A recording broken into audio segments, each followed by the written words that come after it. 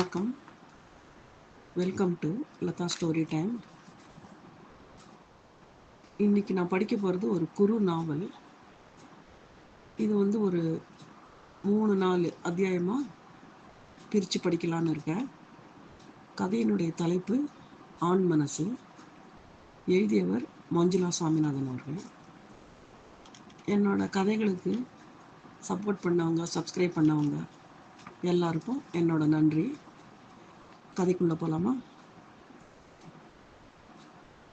இரவு 8 மணி அளவில் தனது அலுவலகத்திற்கு அருகே உள்ள ஹோட்டல் ஒன்றில் இட்லி சாம்பாரை பொறுமையாக சாப்பிட்டார் கணேசன். பார்த்தவுடன் பளிச்சென்று தெரியும் வெள்ளை பேண்ட்டும் சட்டையும் அணிந்து கொண்டு அவர் அமர்ந்திருந்த அவர் வயது 50ற்கு மேல் இருக்கலாம் என்று சொல்லும் அளவிற்கு தான் அவரது முகமும் உடலமைப்பும் இருந்தது. நல்ல நிறம். சென்னை வெயிலுக்கு அவர் நிறம் சிவந்திருந்ததே தவிர கருக்கவில்லை. அவரது ஷவரம் செய்த முகத்தில் எடுப்பாக தெரிந்தது கரிய அளவான மீசை. தலையில் அவர் வயதிற்கு நிறையவே முடியிருந்தது. காதுகள் அருகே எட்டி பார்த்த சில நரைமுடிகளை தாண்டி டை பூசப்படாமலேயே கருப்பாக இருந்தது அவரது சிகை. மொத்தத்தில் அவர் வயதிற்கு பார்க்க நன்றாகவே இருந்தார். அவர் அணிந்திருந்த கருப்பு லெதர் சாண்டலின் அடிப்பக்கம் ஒட்டியிருந்த பீச் மணலை பார்க்கையில் ஆபீஸ் முடிந்து சிறிது நேரம் அவர் கடற்கரையில் இருந்திருக்கக்கூடும் என்று நாம் அனுமானிக்கலாம். அவர் கருப்பு நிறத்தில் செவ்வக வடிவில் பெரிய கைப்பை ஒன்றையும் ஒரு டிஃபன் பையையும் வைத்திருந்தார். அதிலிருந்து ஒரு பிளாஸ்டிக் தண்ணீர் பாட்டில் எட்டி பார்த்தது. ஏறக்குறைய 30 வருடங்களாக அவர் இதே தோற்றத்துடன் தான் வலம் வருகிறார். கணேசனின் அடையாளமே அவருடைய வெள்ளை பேண்ட், வெள்ளை சட்டை, சீருடைதான். அவரது செருப்பும் கைப்பையும் கூட 30 வருடங்களில் பெரிய மாற்றம் கண்டுவிடவில்லை. கிட்டத்தட்ட அதே வடிவமைப்பில் தான் வாங்குவார். அவர் அணிந்திருந்த தங்க நிற ஸ்ட்ராப் உடைய கடிகாரத்தை அவர் பார்த்தபோது மணி 8:15. அந்த கடிகாரத்தை அவர் திருமணத்தின் போது மாமனார் அணிவித்தார். அதற்கு பின்பு வேறு கடிகாரம் அவர் வாங்கியதில்லை. ஸ்ட்ராப், செல் எப்போதாவது மாற்றுவாரை தவிர கடிகாரத்தை மாற்றியதில்லை. சர்வர் எடுத்து வந்த பில்லை ஒரு முறைக்கு 4 முறை உற்று உற்று பார்த்துவிட்டு சரியான சில்லறையை எடுத்து மேஜையில் வைத்துவிட்டு நகர்ந்தார். அவர் எப்பவுமே டிப்ஸ் வைக்கிறது கிடையாது. சரியான சாவுகிராக்கி என புலம்பியபடியே பில்லையும் பணத்தையும் எடுத்தார் சர்வர். ஏய்யா, போன வாரம் இட்லி விலை 50 ரூபா, இந்த வாரம் 60 ரூபா போட்டிருக்க. இட்லி கெட்ட கேட்டுக்கு இப்படி விலை ஏற்றலாமா என்று கேஷியரிடம் சென்று வினவினார் கணேசன். சார், இது எங்கள் மேனேஜ்மெண்ட்டோட முடிவு. அதுக்கு நான் என்ன பண்ண முடியும் சார்? விலைகளை எல்லாம் ஏற்றிட்டே இருங்க, எங்கள் சம்பளம் ஏறுதா என்ன என்று முணுமுணுத்தபடியே நடையை கட்டினார் கணேசன். அருகில் இருந்த பஸ் ஸ்டாப்பில் வெள்ளை போர்டிற்காக காத்திருந்து திருவான்மியூரில் இருந்து கூடுவாஞ்சேரிக்கு அவர் சென்றபோது மணி 9:45. அங்கிருந்து தனது வீட்டிற்கு நடந்து சென்று வீட்டை அடைந்த போது மணி 10:15.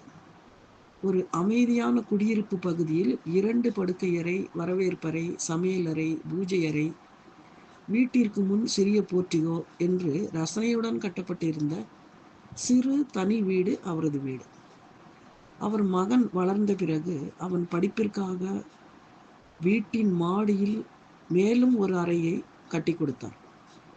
அவரது அம்மாவுடன் பல ஆண்டுகள் மயிலாப்பூரில் ஒண்டு குடித்தனத்தில் இருந்துவிட்டு அவரும் அவர் மனைவியுடன் சேர்ந்து மனையை வாங்கி வீடு கட்டி அங்கே குடிபெயர்ந்தார். வாசல் கேட்டு பூட்டியிருந்தது. வீட்டின் வெளியே சிறிய பல்பு ஒன்று எரிந்து கொண்டிருந்தது. பூட்டை திறந்து அவர் வீட்டின் அழைப்பு மணியை பல முறை அடித்து பார்த்தார். வீட்டின் கதவருகே ஆள் நடமாட்டம் தெரிந்த போதும் கதவை யாரும் திறக்கவில்லை. பிறகு சலிப்புடன் அவரது சாவியை எடுத்துவிட்டு வீட்டை திறந்தார். படுக்கையறையில் அவரது மனைவி சித்ரா படுத்திருப்பது தெரிந்தது. மெத்தையில் மல்லாந்து படுத்துக்கொண்டு அலைபேசியை பார்த்து கொண்டிருந்தார் அவர். கதவை ஏன் திறக்கல?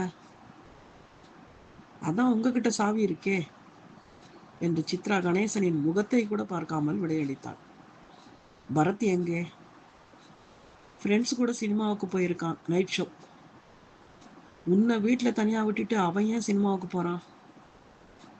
அவன் சின்ன பையன், இந்த வயசுல சினிமா போகாமல் வேற எங்கே போவான்? அவ்வளவு அக்கறை இருந்தா நீங்க சீக்கிரம் வர வேண்டியது தானே?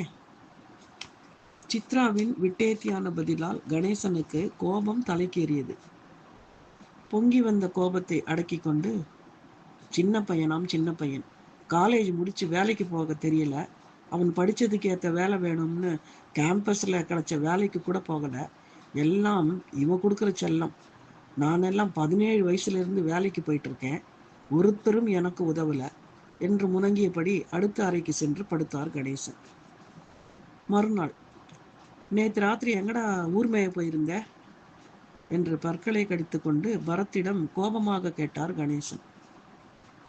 இப்போ எதுக்கு இவ்வளவு சத்தம் போடுறீங்க? சினிமாவுக்கு போயிருந்தேன் என்று கூலாக சொன்னான் பரத். வீட்டில் அம்மா தனியா இருக்கா, பொழுதோட வராம அது என்ன ஊர் மேய்ஞ்சுக்கிட்டு? அப்பா, அனாவசியமா பேசாதீங்க. நீங்க பீச்சு, சேது அங்கிள் வீடு, ஹோட்டல்னு சுத்திட்டு தினமும் வீட்டுக்கு லேட்டாதான் வரீங்க. திடீர்னு என்ன அம்மா மேல பாசம்? என்னடா வாய் நீளுது? ஒழுங்கா வேலைக்கு போக துப்பில்ல, என்ன சினிமா வேண்டி கிடக்கு? பொறுக்கி. இதற்கு பதிலேதும் சொல்லாமல் நாளிதழை புரட்டினான் பரத். நான் சொல்லிட்டே இருக்கேன், என்ன அவமானப்படுத்த இப்படி பண்றியா? அப்பா, உங்களுக்கு என்னதான் பிரச்சனை? பேசுனா வாய் நீளுதுன்னு சொல்றீங்க, பேசலைன்னா அவமானப்படுத்துறேன்னு சொல்றீங்க என்று கூறி நக்கலாக சிரித்தான் பரத். என்ன சிரிப்பு? நான் 17 வயசுல இருந்து வேலைக்கு போயிட்டு இருக்கேன். நானே சம்பாதிச்சு நைட் ஷிப்ல வேலைக்கு போய், பகல் ஸ்காலர்ஷிப்ல காலேஜுக்கு போய் 3 வருஷம் வெறும் 4லிருந்து 5 மணி நேரம் தூங்கி பாஸ் பண்ணியிருக்கேன். அதுவும் சாதாரணமாக பாஸ் பண்ணல, நான் ஒரு டாப்பர். உன்ன மாதிரி மேனேஜ்மெண்ட் கோட்டா இல்லை. நீ படிச்சியே, அது நான் போட்ட பிச்சை. என்னடா இந்த டயலாக் இன்னும் வரலையேன்னு நினைச்சேன். வந்துடுத்து. பெத்த பையன் படிப்புக்கு செலவு செஞ்சதை சொல்லி காட்டுறீங்களே, நீங்க என் அப்பா தானா?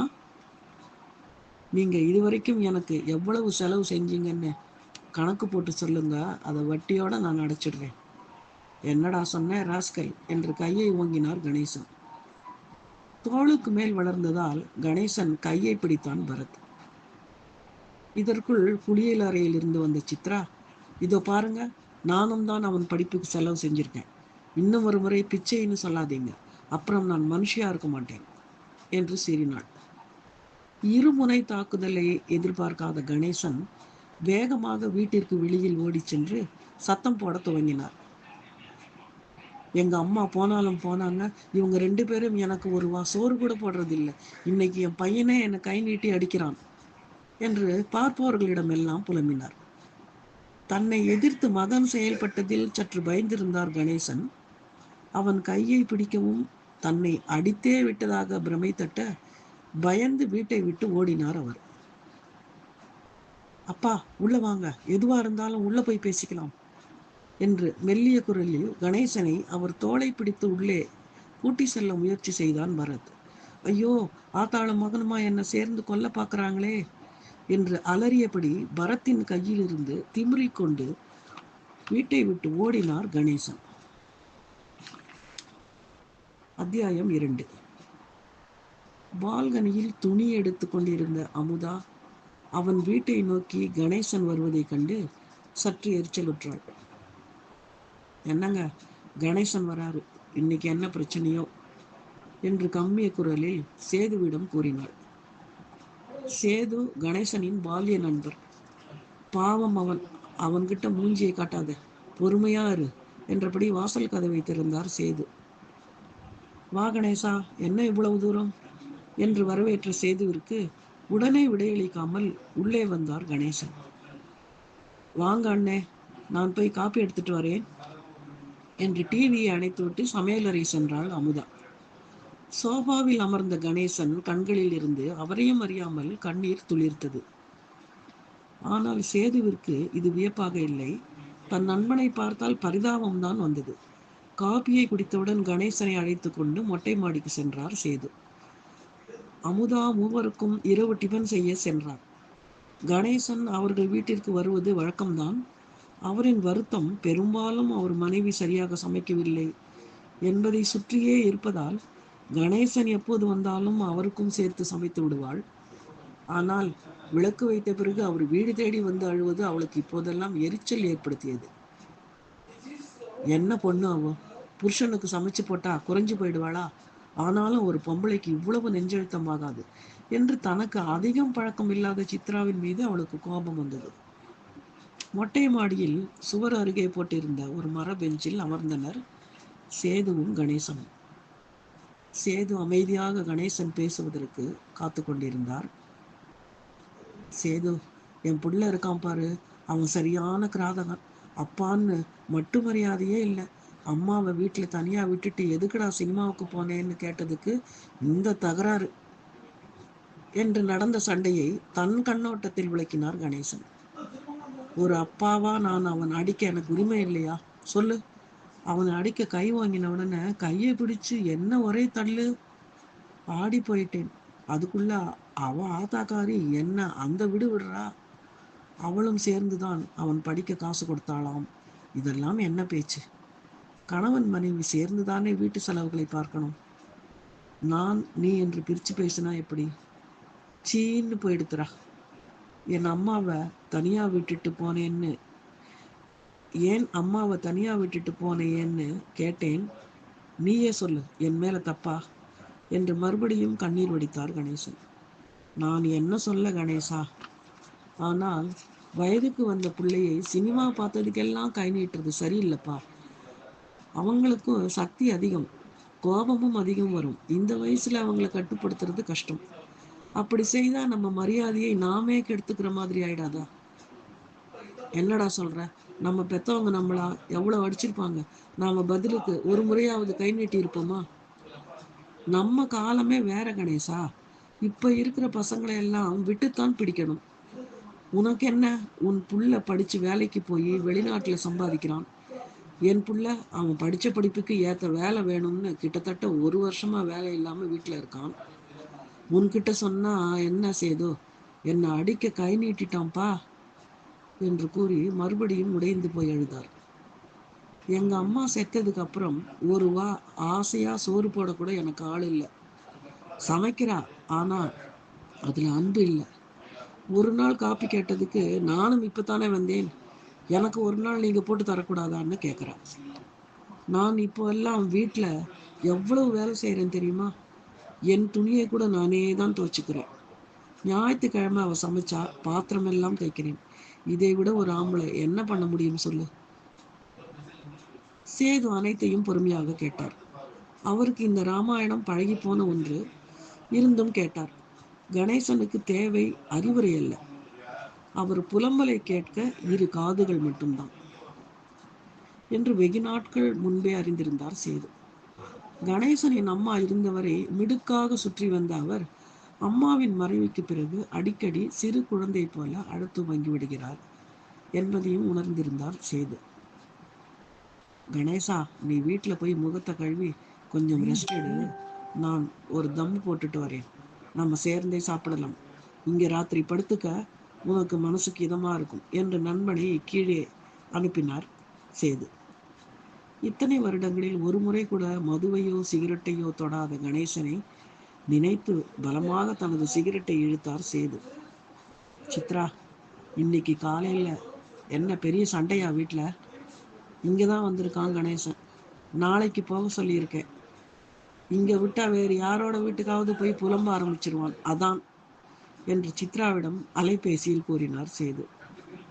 பெரிய சண்டை எல்லாம் ஒண்ணும் இல்லைண்ணா, அவர்தான் கொஞ்சம் கலாட்டா பண்ணிட்டாரு. பரத் கூட போய் கூப்பிட்டான், அவர்தான் கேட்கல.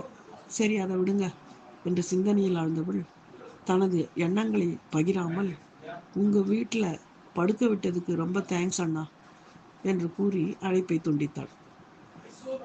வருடக்கணக்கில் சேதுவுடன் பழக்கம் கணேசனுக்கு. சேது என்னதான் இவனிடம் மரியாதையாக நடந்து கொண்டாலும் அவர் என்றுமே கணேசனின் நண்பனாகத்தான் அவர்கள் பிரச்சனையை அணுகினார். அதனால் தன் மனதில் குமையும் பல விஷயங்களை அவள் யாரிடமும் பகிராமல் இறுகி போயிருந்தாள். அத்தியாயம் 3. மறுநாள் விடியற்காலை அழைப்பு மணி சத்தம் கேட்க கதவை திறந்தாள் சித்ரா. சிவந்த கண்களும் கண்ணீருமாக அவளது தங்கை அங்கு நின்றிருந்தாள். என்னடி என்று பதறிய சித்ரா தன் தங்கையை அணைத்தவாறு உள்ளே சோபாவில் அமர செய்தாள். அக்கா, அவருக்கு ஆக்சிடென்ட் ஆயிடுத்து. உயிருக்கு ஒன்றும் ஆபத்தில்லை, ஆனா நல்ல அடி. நிறைய டெஸ்ட் எடுக்க சொல்லியிருக்காங்க. ஒரு 50,000 இருந்தா கொடுக்கா, 3 மாசத்துல கொடுத்துடுறேன். மாமா கோவிச்சுக்க போறாரு. அவர் காலில் வேணாலும் விழுறேன். எனக்கு வேற வழி தெரியலக்கா என்று தன் புடவை தலைப்பை முகத்தை மூடியபடி அழுதாள் ருக்கு. குடிகார கணவனால் தினம் தினம் அவதிப்படும் ருக்கு துக்கத்தினாலும் அவமானத்தினாலும் அழுவதை பார்க்க சித்ராவுக்கு பாவமாக இருந்தது. ஒரு கணம் யோசித்த சித்ரா உடனே அடுத்து செய்ய வேண்டிய காரியங்களை மனதில் திட்டமிட்டாள். சி பைத்தியம், எதுக்கு அழற? கஷ்டத்துல இருக்கிற போது உனக்கு உதவலைன்னா அக்கான்னு ஒருத்தி எதுக்கு? உன் மாமா கிட்ட நான் பேசிக்கிறேன். என் கார்டு இருக்கு, கிரெடிட் கார்டு, வேற அவசர செலவுக்கு இருக்கு. நான் பரத்தை எழுப்புறேன், நம்ம ஹாஸ்பிட்டல் போகலாம் என்று ஆயத்தமானாள் சித்ரா.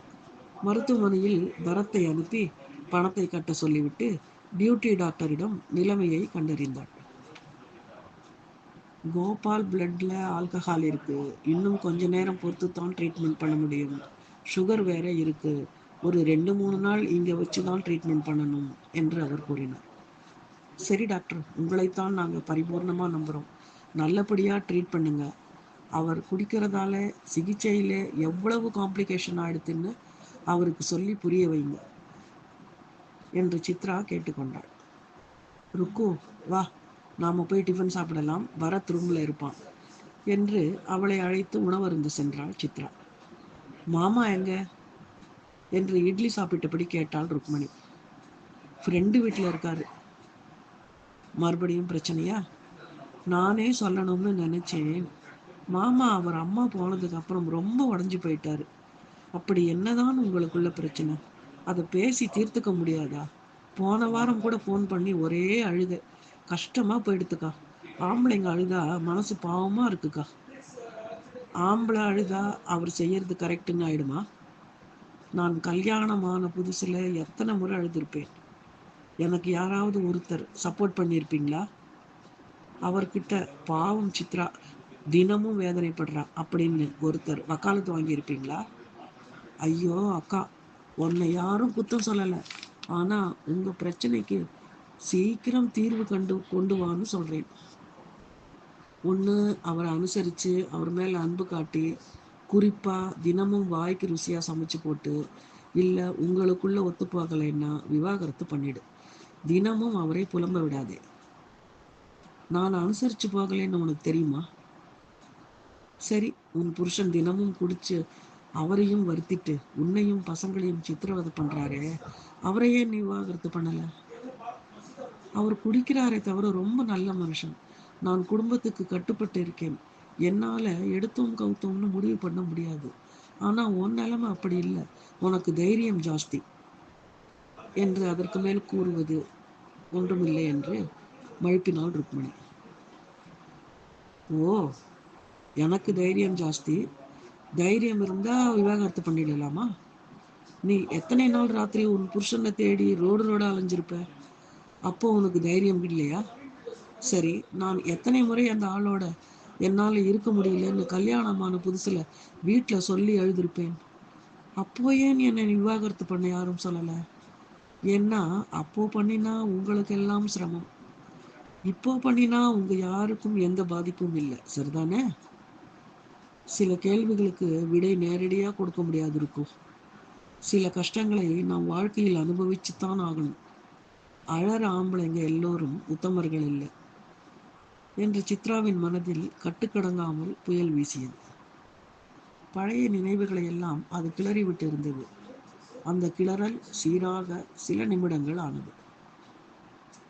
நீண்ட மௌனத்திற்கு பிறகு ருக்கு சொன்னாள், அக்கா, சித்தியோட பேத்தி கயல் கல்யாணத்துக்கு போறியோ நீ? இல்லடி, இன்னும் டிக்கெட் கூட எடுக்கல.